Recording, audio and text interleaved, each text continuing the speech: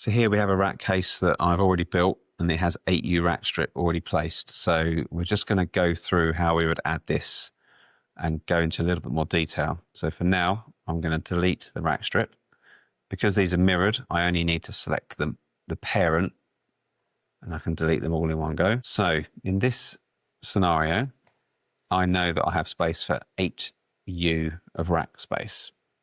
So if we choose 8U, we can click on the face we want that to be placed. It will automatically center it on the height of the panel that you just clicked on. And then we have two steps that are important before this is added. We have to add a reference between a front face and another face or edge inside the case.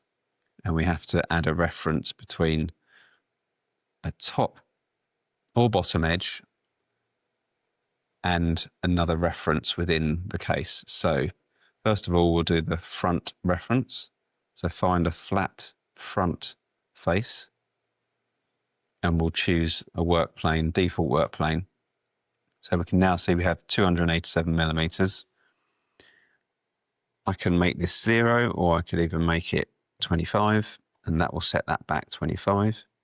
It now wants us to create a reference between the top edge. So I'm going to choose this flat work surface. And then if we rotate the case around, we can see our top face. And I'm going to highlight that. And we can see we have 10.6 millimeters. This will automatically be the same at the bottom. So I can hit apply. And then my green tick.